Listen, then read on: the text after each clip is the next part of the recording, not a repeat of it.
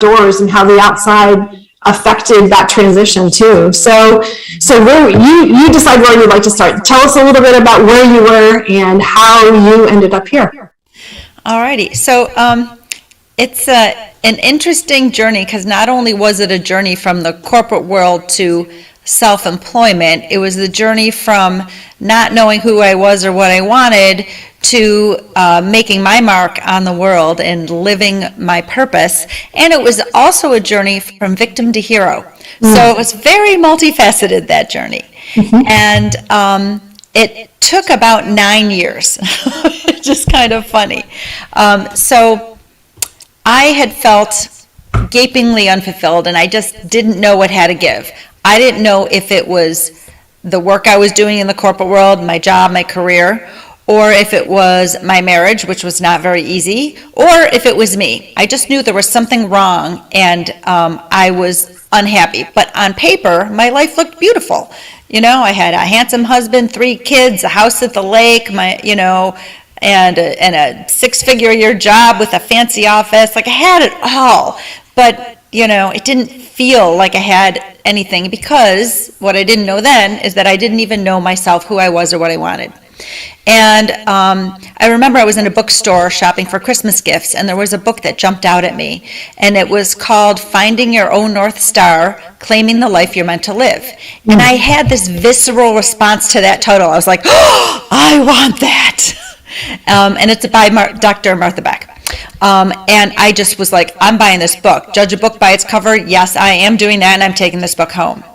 And I took the book home, and I had just adopted my second of 3 children that I adopted. And I remember that this was a very strong feeling of this civil unrest. There's something wrong. I don't know what it is. And you would think that adopting your child would, it's a really beautiful time, and yet there was still something else that was really missing.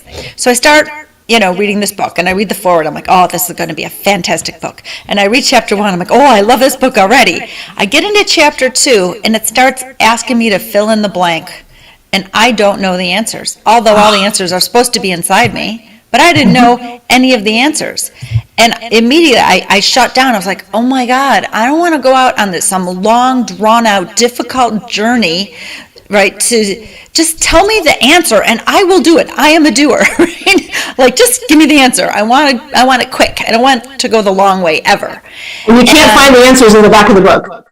There was not the answers in the back of the book. Wouldn't that have been special, right? Yeah. And so, I'm looking for the answer in the want ads. Oh, maybe there's another career that's going to spark my interest. I'm looking for the answers by taking a poll amongst people who know me. What do you think I should do, right? That's not where the answers are. But I didn't know that at the time.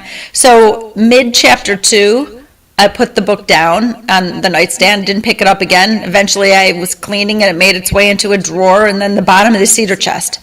So in that 9-year period from when I bought the book till I rediscovered the book, a lot happened. I adopted my 3rd child.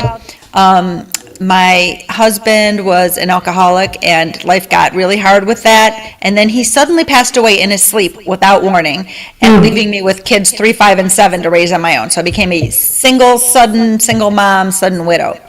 And then also during those years, that really cemented the victim mentality. I'll tell you that. That was like, quick road to Victimville, where I was like the only person there. And but some days I put on my fancy martyr crown, just to spruce up my outfit. And then at my job that I made a big difference in, and I used to love, just stopped fitting me, and I couldn't get my butt to work every day. It was terrible. I would get there like an hour and a half late, and I just wasn't enjoying it. Things were changing around me, and I was changing within, and I had no idea. And then I started experiencing a lot of very bad physical pain. My neck and back were so bad where I could sleep maybe 15 minutes before I had to get, I would wake up and have to move because it hurt. My gallbladder, they wanted to take it out, was working at about 26% capacity.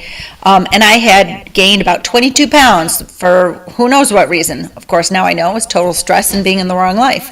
And all those things really just came to a head. And, of course, at that time, then the kids are moving into becoming adolescents, right? So we all know. That's a rough road. Even when things are going well, that's a rough road. It sure is, yeah. So I remember I was donating some books for a rummage sale at my son's school. And I'm, pulling out all these books, donate, and here's this book again, the same title, Finding Your Own North Star, Claiming the Life You're Meant to Live. And once again, I was like, oh, that's what I want. So now I take the book out, I put it on my nightstand. That night I dive into the book. I'm up till 2 a.m. I'm somewhere in chapter 6 I'm filling out everything. I can't wait to fill these out. I wanted this journey. I was finally ready. It took me 9 years to heed the call. I'm sure the universe nudged me in many ways until then, and eventually it said, okay, you're not listening to our nudges, I'm gonna smack you around now, and that's where the physical. Right, and the body's an amazing thing, and it's going to send messages to you that you had better be receiving. That's right, loud and clear those messages were. So the next day when I should have been working, I was on the computer looking up Martha Beck. Who is this chick? How does she know so much about me? And why does this feel so true? How does she write the book for you? How does she write this book? Just for me. Exactly. Yeah. Turns out her organization trains life coaches. And I looked on her website. I didn't find a coach that was nearby. And because I thought, I don't need a therapist, I just need a coach. I just have civil unrest. I don't have a medical condition. It's just civil unrest. I just need a change, and I don't know what it is. So I was about to close the website, and I saw the link that said, become a coach. And at the same time, the lightning bolt smacked me, the cartoon boxing glove came out of the wall and smacked me on the other side of the head, and I was like, whoa, I'm supposed to be a coach. But I'm like, what is a coach? I don't know what a coach is, but I knew without a doubt I was supposed to be a coach. It was a very interesting journey to get there.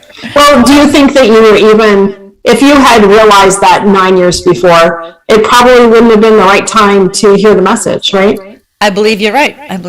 Yeah, I needed to go through that 9-year period to become aware of things I wouldn't have become aware of if I hadn't experienced those situations. There's no possible way I would be who I am, where I am, helping who I'm helping today if my husband hadn't passed away. I know that with certainty. It's been it's one of those things where some of the very worst things that ever happened to you turn out to be the very best things that ever happened to you. So that was my journey. I started life coaching school 4 days later because I was the second last person admitted into the class. They just only had 2 seats left. And went on that. It was like a year-long journey to become a coach and then, study and certify. A few years later, I applied to become a master coach, and where they train a couple hundred coaches a year, they only select 12 to be in the master coach program. So wow. It must have been the universe wanted me to do that. I was selected and went on another year-long journey with that to certify, all the while coaching clients. And then my business has morphed as I've realized how my experience helps my clients. It made me very multifaceted. So that's very interesting. When you are a multi-passionate, multifaceted person, we tend to also have the gift of synthesization. We have our fingers and toes into 20 different things at any given time. And so, but we're fast learners. We love to learn. We love to absorb information. And so we absorb something from each of those 10 to 20 places, and then we synthesize that information and apply that knowledge in some way to each of those 10 or 20 places our fingers and toes are in. So it's been a beautiful journey. I've been able to help clients in so many different ways because I have such a vast experience. And there's always something I can bring up that is helpful, in addition to all the tools that I have in my toolbox.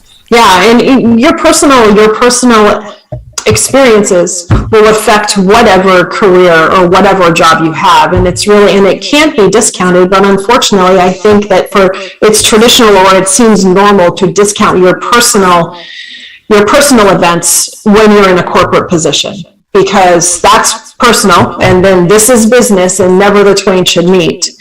Something interesting that you said, and so when you went through all of this, and when the beginning of that 9-year process, that was really before social media was so much of a thing, wasn't it? Oh, absolutely. Yeah, but you said something that was interesting that, I think a lot of people struggle with, and maybe, I don't know if it's the challenge with social media or whatever that is that, hold on, I have to plug my computer in. You think I would have figured that out before we started. Is that how we look on the outside is not how we feel on the inside. And right now we can refer that to a social media, your profile and your Instagram account, and everything looks beautiful. And, people are taking pictures of themselves in front of these waterfalls or cliffs just before they fall off and die. But still, they're taking these ridiculous pictures, or they're making their life look so picture perfect. But on the inside, there's so much turmoil. It's true. One of the things I told my children when they started getting active on social media, and I've shared with many teenagers as well as adults, is be careful to never compare your insides with someone else's outsides. I love that. Never. Can you say that again? That was really wonderful. Be very careful never to compare your insides with someone else's outsides. Wow, that's everything. Yeah, because what happens is, there's a little rhyme, compare and despair. That's what follows, right? And, it makes us feel more alone. It doesn't make us feel like we're in a shared experience. And inadequate. The same way inside. Yeah, that inadequacy comes in too. Wow, they're so this, or they're so that, and then you start to think, well, I'm not any of it, when that's not true. That's not true at all. That's not true. Yeah, and that's that love-hate relationship with social media. So very true. Yeah, and so I want to touch on that piece when we get into, as you help clients through. But can you let people know and let the listeners know what somebody has to go through to be a coach? Because there are coaches. There are probably as many coaches as I find as a financial advisor as there are financial advisors, right? And so, but that's not bad. The more you have of something, the more opportunity there is for everyone. And so many people will think, well, why should I be a coach if there's so many coaches? There's no more business left. But it doesn't. The more there is, the more there is, right? Yes, there's a couple things about that. One is, I mentor new coaches, and that is one of the first fears that come up. Who am I to be doing this? There's so many other great coaches. Why would anybody ever hire me, right? And it is because of our unique circumstances, that we have stories, that through story and our coaching tools, we can help individuals. And not every person jives with everybody else. And not every person has an experience that someone else has. A person who's looking for a coach wants someone who's been where they are and is where they want to be, right, in some way. So what we're doing as coaches is we are working with former versions of ourselves, and we have so much love for them because we're like, I know you, you're me. Like, I know you. And you authentically show up. You authentically show up. This is why you tell your stories. You show your vulnerability. I don't just stick to the coaching tools, and that's not, when I became a master coach, we had to coach with whatever was in the room. It was part of our final 5-day exam after the year. We're like, okay, find something on a table and use it to coach. You've got 5 minutes, go, right? So I'm like picking miniature candy bars up, asking someone to put the boundaries around them where they are and where they want them to be. That counts. That's coaching. But what we can do as coaches is we can take someone as far as we've come. As far as we've come. We know the way. We're like Sacagaweas. Come with us. We'll be your guide. We can't go through the wilderness for you, but we can go with you, right? So there's out long. Some have certifications attached, some do not. Some require you to have a mentor, which would be a experienced coach or maybe a master coach, I'm like me, and some do not. So not all education is the same when it comes to learning coaching tools. And some coaching is specifically more narrow for like leadership coaching to coach leaders and executives. And some coaching is more just human oriented, right? And some coaching is group oriented, more team coaching, right? And it's very different. And whatever you are naturally suited to do and that you feel feels like pull as a coach, that's what we do. And true, really good coaches are never in competition with each other because we're all here doing the good work, right? In some way, right? It's like, probably priests or rabbi don't compete with one another. Just like, yeah, come on in somewhere. We'd love to help make a difference in your life, right? So that's how coaches are, and there's a coach for everybody. And it's really finding someone not who promises you everything, but someone who you feel you resonate with, just like you would resonate with a best friend or a new acquaintance, and you feel like, oh my God, I know you, I get you somehow, and you get me, like, I don't know how this happened, I met you like 5 minutes ago, right? That feeling, that's how you know that's the coach for you. And that's, I love how you said that they resonate with you or you resonate with them. It's a two-way street, so it really has to be both ways. But for me, my ego gets in the way a lot. And I can do this myself. I can do this myself, right? And it took me a really long time to let that attachment to that go and realize that I need a coach. And what happened, which really surprised me, so when I started with my coach, we had our first meeting, and I'm like, I don't know what this is supposed to do. I know I need you, but I don't know why. But at the end of our first conversation, it was like this light bulb came on, and everything that was murky became clear. And now all of a sudden I knew, oh, this is why maybe some piece of intuition said I needed one right now because of this reason, right? And this is why I needed it. And it brings this level of, you all are so amazing because what you do, and you're able to bring out the things in us that are already here, right? And provide clarity and direction. I think everyone needs one once you set yourself to the side like I had to. Steve Jobs has a video that says everyone should have a life coach because he was so experienced and successful with one as well. But you brought up a really good point about readiness. There was a big point where you weren't ready. And I have this metaphor I use, and I wrote a couple ebooks about it, about being on the island. I have an ebook called Why You Don't Belong on the Island of Playing It Safe. And first of all, because that's not the place from which you can realize your dreams or make your mark on the world and give your gifts. So, but that's where you start. We get on that island here and there. So where are you on the island? You could be in one of three places, and the places have to do with readiness, and and you're not going to hire a coach until you're really ready to get off that island. Okay, but in the meantime, you might be what I call an island dweller, and an island dweller is someone who, and I've been there. This is how I'm so familiar with island dwellers, and an island dweller is sitting there saying, there's a jungle surrounding me, I don't want to get up. It feels unsafe to me. Just staying right here. As much as I realize I'm sitting in a pile of muck, and I don't like this pile of muck, it's at least familiar. It's less scary. So this is the victim place almost, and where like they're hoping and waiting for someone or something else to change. And something else might be till I'm not as afraid. Right? Or it could be circumstances have to change. Something outside of myself have to change.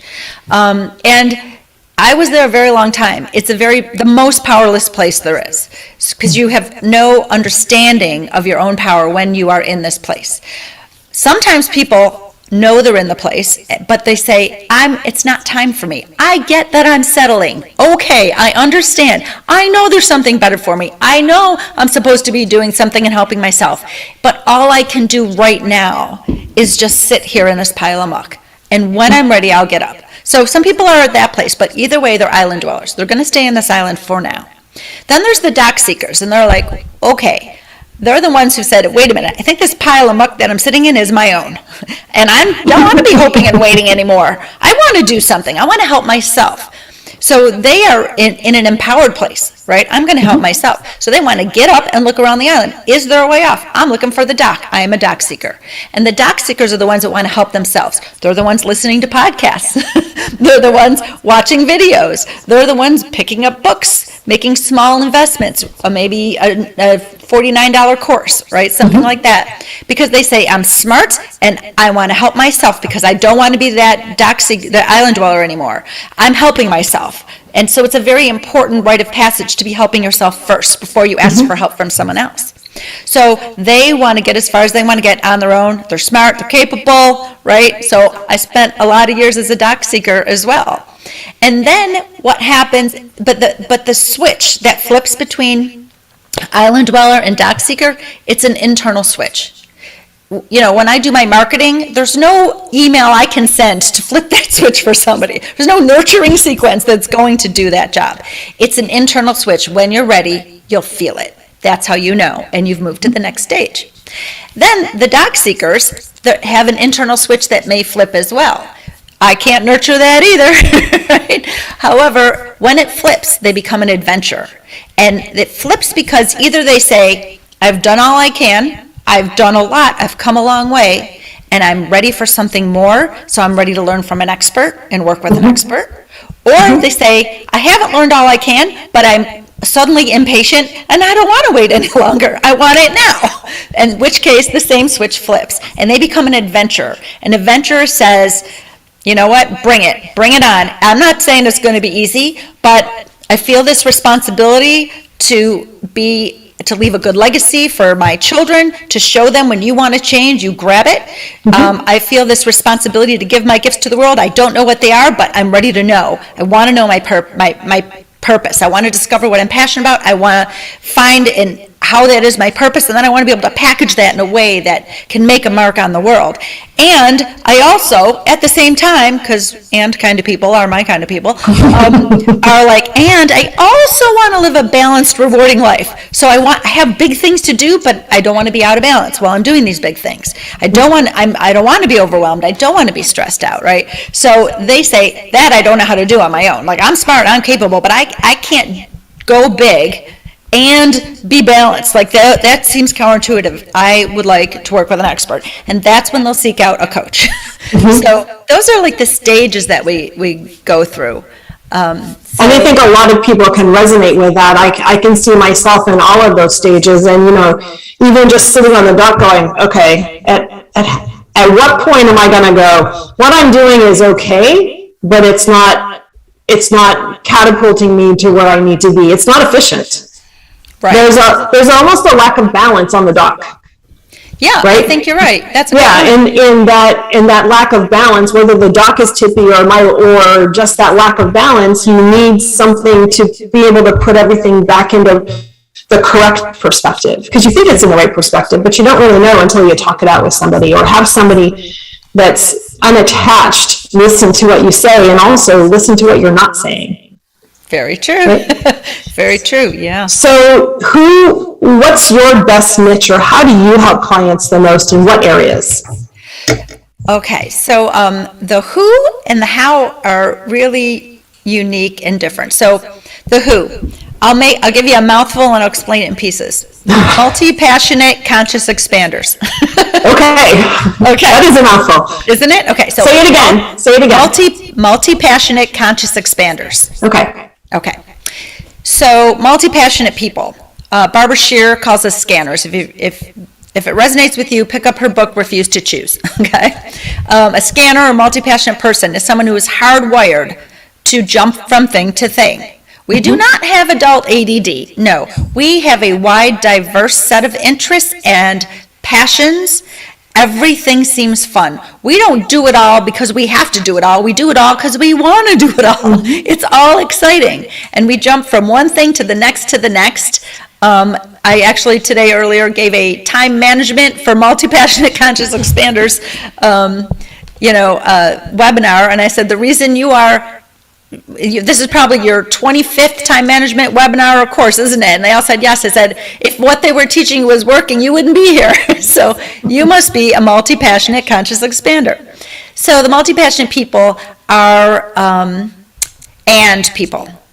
And we want to do this and that and this and that. It all feels like fun. And then the conscious expander people, which is also another type of person, but the people I work with tend to be both. Conscious expanders are people, like everyone's growing and learning and failing forward. We all do that. But conscious expanders are deliberate. We are deliberately expanding. We are expanding. We are hungry for more. We are expanding emotionally. We are expanding mentally. We are expanding spiritually. We are expanding our impact on the world. We're expanding our knowledge. So we are more kind of people. More kind of people who want more joy, more life in our life, more impact in the world, right? We want to do more, be more, and have more of those things that light us up. And so now when you're an and person and you're a more person, there's a unique set of challenges. And the people who I work with feel that weight of responsibility of getting their gift out into the world in some way. They feel it, and it's like Spider-Man, with great power comes great responsibility. And they're like, darn, I've been trying to, dodge this bigness inside of me for years, and it's starting to catch up with me, and I know I'm going to have to do something about it. But sometimes they don't know how or what it is, because like when I was in the corporate life, I was only basically, left-brained. Like everything was like, oh, what could I do? I can make a heck of a spreadsheet. Whoa, you should see how good I am with spreadsheets and finance and computers, and I was a programmer for a while. So I did all that cerebral stuff, and it wasn't until I left the corporate world that I gave my right brain permission to turn on and recognized that I'm pretty equal left and right brain, and that creativity, and I needed to turn that on in order to find what I was passionate about, and in order to land on my purpose, right? So it's a really interesting way that this happens. So the people that I work with have something important to give the world. I've worked with world-class musicians, famous musicians that travel the world. I've worked with physicians. So I've worked with graduate students who feel like that they have something big, young. I've worked with mayors, right? So like it's not a demographic at all. It's that something inside them they know it has to get out. And how I do it is as diverse as the people that I work with. I use straight coaching tools often. I have made my own. What is a straight coaching tool? Like a coaching tool that I would have learned, like The Work by Byron Katie. That's like a pretty famous one that people might know about. So that is an amazing, that's when I self-coach, that's the tool I use. It's an incredible tool. I use metaphor tools, I use a dream analysis tool, things that I learned in coaching school and in master coaching school. So I use those, and that's pure coaching. However, I'm a teacher at heart, so I teach as well, and I'm a public speaker, and my workshops are immersive. You don't just sit and listen, you got to do, because you got to go within. It's like that book, if you don't answer the questions, I can't help you. The answer's in you, and my job is to shine my bright, shiny light on the inner recesses of your inner wisdom, so that you can see what's in the corners, because it's all there, it's all inside you, right? So that's part of it. But then also the other way that I also help people is I've been a ghostwriter for a book. Let me help you get your gifts to the world.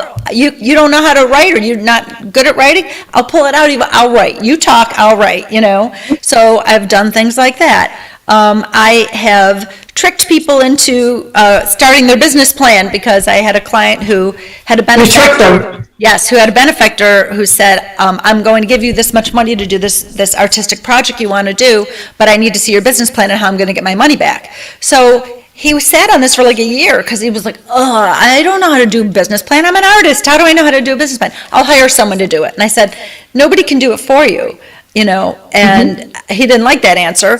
And so I asked him, it was about cutting a CD, right, producing a CD. And I said, so why do you want to cut a CD? And he started lighting up, and of course I record all my client sessions to give to them to listen to, and he's lit up, and he talked about it for 5 minutes, and I recorded the start and end time of when he talked about it. So that's fantastic. And when the CD's all done, where would you like the music to be? Do you want it in commercials, in movies, like where? He lit up, he started talking for another 5 minutes, I recorded the start and end time. And then I gave him his homework. I said, your homework is from this time to that time, that is your mission statement, and your homework from this time to that time, that is your vision statement. So you write both of those up, and that's the first thing you do with the business plan, and then we'll work on the rest next time. So I tricked him into it, right?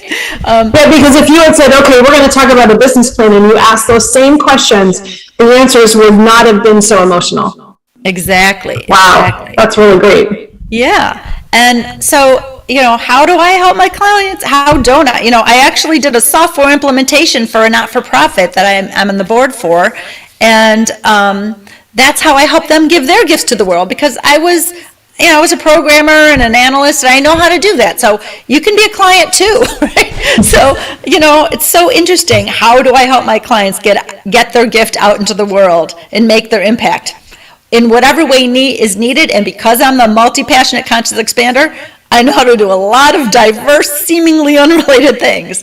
So, and you're not a quitter. Oh no, tenacity and resilience are gifts that people who have gifts to give to the world tend to have. So we got that, and there's no giving up. I didn't start life coaching school thinking, maybe I'll be a coach. I hope it works out. No, 2 months into training, I quit my 6-figure job. My parents thought I was nuts because I'm, supporting 3 kids on my own. Like, what do you mean you quit your job? I'm like, well, I'm going to be a coach, and I don't have enough capacity to work full-time, be a single mom, and learn a brand new career that I know I'm going to rock at. Like, I don't have time to do all of that. There's no capacity. Something's got to give, and the corporate job's going to be given anyway, so might as well jump ship now. And it's like that bird who goes out on the limb, not because it trusts the limb not to break, but because it trusts its wings to fly. I said, I was 45 years old at the time, and I looked back and I said, when I got out of college, I had one asset that was a piece of crap car worth about $800, no jobs, no job. All I had was a college degree and an $800 car. That's it. And the world was my oyster, and I was like, I trusted myself. I'm like, I could do anything. And here I am, 45. I used to be younger and stupider. I am older, I am more experienced, and look what I've already accomplished, how far I've come, how much I've amassed. And that is the question that people need to ask themselves. How far have I come? What have I, brought into fruition in this world? Let's pull from that. That's where when you recognize just how strong you are and what you're capable of. And that's how you trust your wings to fly. That's wonderful. And I think that we're also conditioned, right? You go to school, get an education, and get a good job. And then you have a job, and then you go to find another job. It's probably going to be very similar to what you were doing before, maybe a little different, but it is always that mindset of working for somebody else. But it's so difficult to make that much of a difference when you are working for somebody else's concept or somebody else's idea. You're not able to spread what you need to do within the confines of that job, right? Yeah, I completely agree with that, because the goals aren't set by you. They're set by somebody else, and they're not because of a need that's near and dear to your heart, most likely, that you can fill. So it's not as rewarding. And also, I've had many clients who knew they wanted a job change. They knew they felt like it's got to change. I can't do this anymore. And they thought they were pigeonholed. I only know this. I work with an attorney. I can only do this. Are you sure? So we can deep dive into the skills behind it to find how else, once you know what those skills behind it are and who you are, then how else can you apply it? Or in one case, I had a woman executive she's the only woman on the floor. And she felt that she was not treated equally. And she was at the executive level. She was not a peon, or saying, the boys club, She was real. She had worked her way up this corporation, and she got to where she, was meant to be. That's why she was promoted there. But yet she felt this inequities. She felt as if she wasn't really included. She was like odd woman out, right? And she came to me because she said, I can't do this anymore. I dread going to work every single day. I don't know what it is. What do I do, right? So we started working together, trying to help her discover her what's next, or her find your wow, I call it. And the path to finding your wow is you start with yourself. You have to discover who you are now and what you want now. And so we start there, and then coaching is a reductive process. We're removing what's unneeded. We got to get rid of the schmutz so your inner light can shine. So as we're removing the schmutz and repairing her sense of worthiness and all the other beautiful things that coaches help people do, she started to see herself differently, so she started to show up differently. And all of a sudden, these male executives started asking for her opinion. They started, wanting her advice. They started running things by her. They stopped giving her the crap part, And she came to me, and she said, I love my job. And what she recognized, the change I needed wasn't a career change, it was a change within myself. An inner change. And how she viewed herself. And how she saw herself and how she showed up, which is a result of how you see yourself and how you feel about yourself. That's interesting. And also, there's also a component of once you understand yourself, you can naturally understand others way better than you ever have. And you can change a relationship without the other person even knowing you're doing anything or changing themselves. You can take a relationship to go from stressful to wonderful without the other person changing, just by getting to know yourself, because then you get to know other people. When you get to know yourself, you give yourself a break, you give other people a break. You understand what makes you tick, you start to understand what makes them tick. It's a beautiful process. That's fantastic. And so tell me what the importance of the outdoors and in your transition and how it helped you going through so many difficult times and how that's transitioned to now. So I think something's in my blood. When I was a little girl, I just wanted to be in the woods. I always wanted to be in the woods. I'd go off by myself, or climb a tree, be in the tree. I don't want to be under the tree, I want to be in the tree. So there's always been something about nature, and I would go camping when I was a little kid, summer camp, parents would send you away. I wanted the outward bound one. I wanted the one with the backpack and the tent and, making your own stuff and just the smell of the woods after the rain. Like there was just something that's always been there.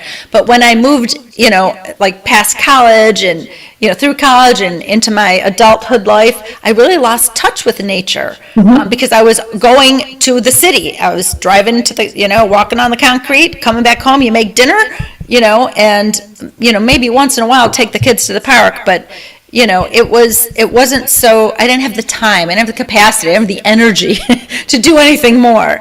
And then when my husband died, we had some cottages that we rented out at the lake, and I decided to make it our own house for me and the kids for our healing. So we would spend the weekends there, and I would just go to the beach and listen to that water and just sit there. And I wanted to go when no one was at the beach. I wanted to go when I was all alone. I would take the kids and we'd sit on the lifeguard tower and we'd watch the sunset and just be quiet, maybe a couple seagulls.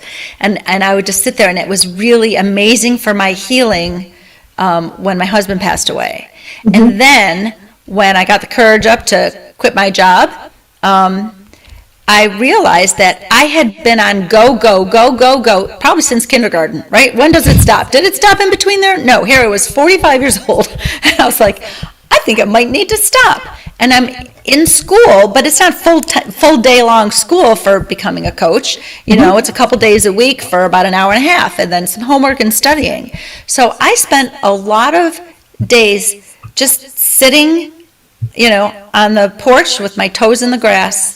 I would take walks for no reason at all. I just get in my car, drive to a big park, take walks. That whole summer, I took so many pictures of just my feet in the background, whatever I could see. Here I was by the lake, here I was, by this pond, here I was by these trees, and I experienced that spaciousness that I had been craving, that freedom that I needed so much, that ease, that, everything that was the opposite of how I was feeling, before. And I found it all in nature. And to this day, I get outside probably 5 or 6 days a week. We took a beautiful hike, 3-mile hike the other day, up and down some woods, and we got a little lost, but all the trails eventually get you out. It was only supposed to be 1.5 miles, turned out to be 3. Whatever, it was fine. I've now almost all of our vacations. I've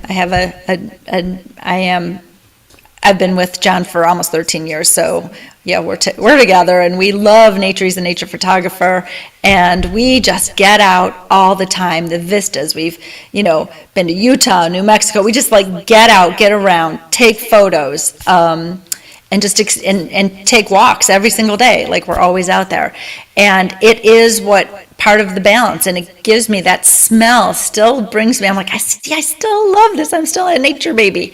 There's a reset that happens, isn't there? A complete reset. And sometimes when I'm frenetically working, blah, blah, blah, and it's it's 4 o'clock, we're going for a walk. And I'm I really want to just finish this. All right, I'll go for the walk. And I don't want to. I'm a little aggravated, I didn't finish my thing, right? And then we get there and I'm hey, what's going on? It changes, and that reset is really important. It's funny because a couple weeks ago, I went on vacation for 2 weeks, and we were go, and a lot of it was lots of city walking, and I'm not a city person, so it was kind of fun to experience the city, but you don't realize how much of that city energy you're absorbing. And we were almost done. We only had a couple of days left in the trip, and we were in the city, and then all of a sudden just ended up in this huge park. And I walked into the park, and it took my breath away. Mm-hmm. They were covered with trees, and I couldn't believe how much city energy I had absorbed, and it was just almost frantic, right? And I stepped into the park, and it brought me to tears. I was oh my gosh, it was a reset button that I didn't recognize that I needed. So amazing. Yeah, what you kind of brought up is everyone's a little bit empathic. We're all sponges in some way of other people's energy, just of energy. We're energetic beings. And if you are a more highly empathic person, it's very hard to not absorb the energy of other people. And so when you're in a city where it's bustle, bustle, bustle, even when people are excited about what they're doing, it's a very high buzz, right? And you're absorbing that high buzz, and it can be exhausting. And you don't realize how much you are until something resets. Yeah, that's very true, yeah. But then you go into nature, and that's got a different energy. You're absorbing that. And that is a very beautiful energy. That's the space, because we cannot solve the puzzles we need to solve at the time we realize it's a puzzle, because we're in a certain mindset. We can't do it from there, because if we could, it wouldn't have been a puzzle. It would have already been solved. We just can't do it from there. We need to invoke our imagination, our creativity. We need to give ourselves some space. And so we can solve puzzles by taking a time out and getting into nature. And if you want to slow down your mind, I said, I love listening to music, but let me give my attention to the nature instead of the music right now. So I don't listen to anything when I'm in nature. I listen to the nature. And it's amazing if you say, I wonder how many layers of sound I hear. And you start focusing on that. How many different shades of green do I see right now, or tan, or blue do I see right now? What is the smell? You invoke all your senses, and it will ground you in a way that all those thoughts will just let go of you. You cannot have monkey mind when you are engaging your 5 senses.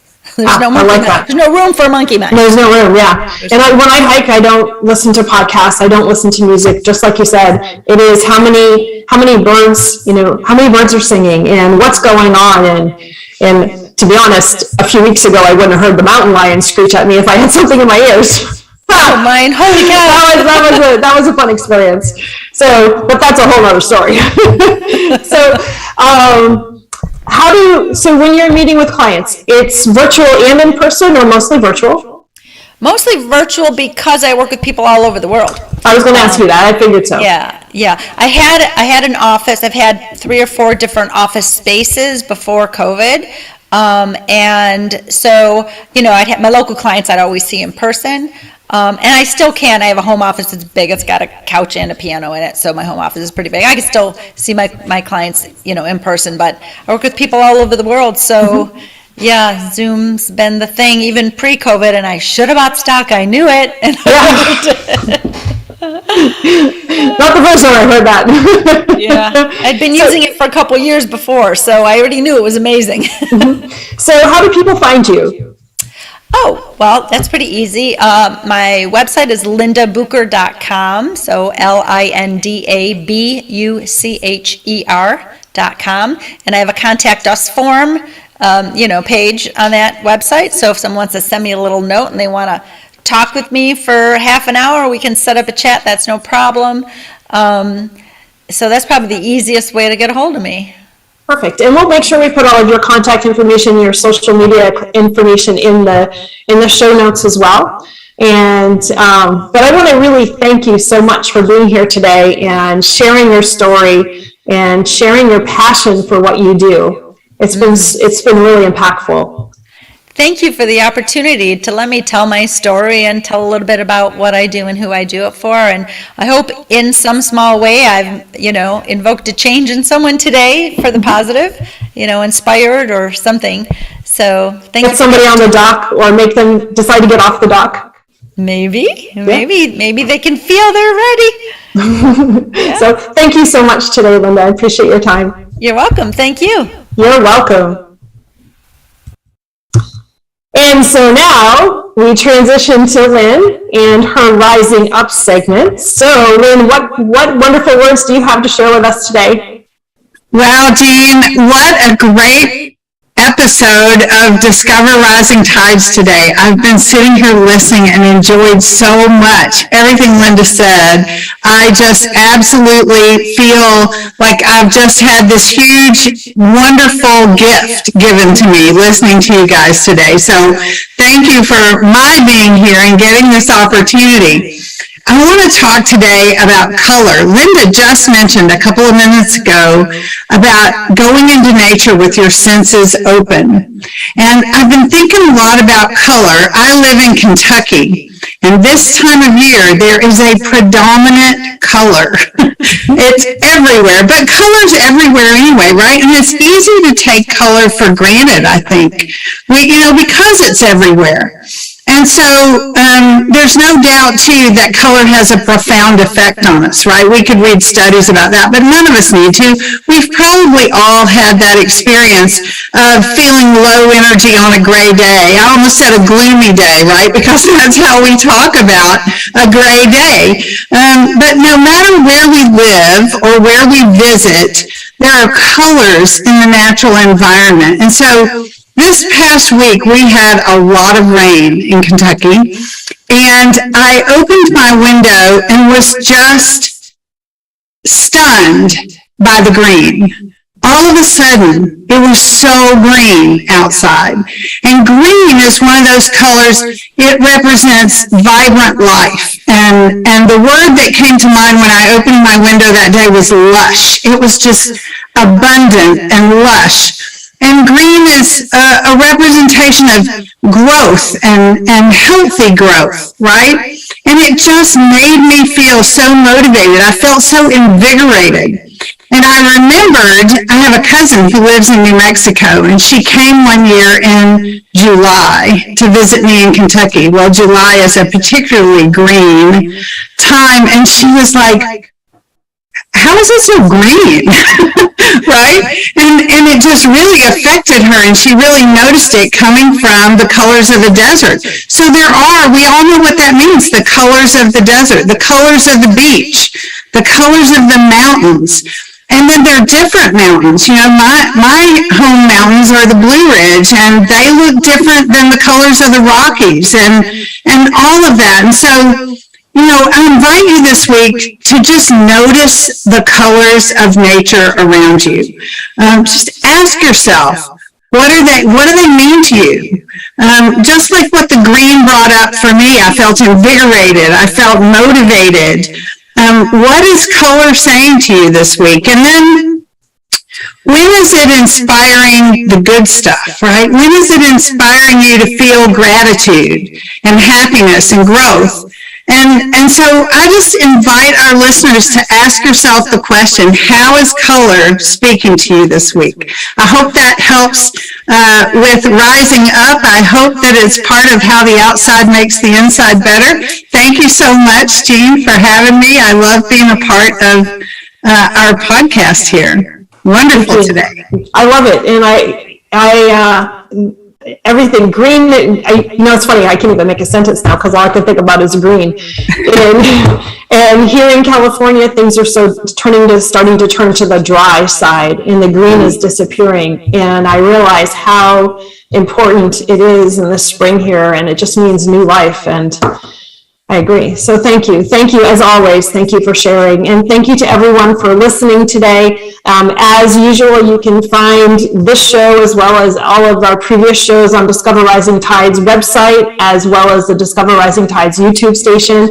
I want to thank all the listeners. And if you have any questions, feel free. If you'd like to be on the show, we're always looking for guests. If you're a willing business owner and you need the outdoors to maintain your life balance, please reach out. We will be more than happy to talk to you and about your business. I want to thank Linda today for our show, and everybody have a really great afternoon. So survive it, keep on thriving.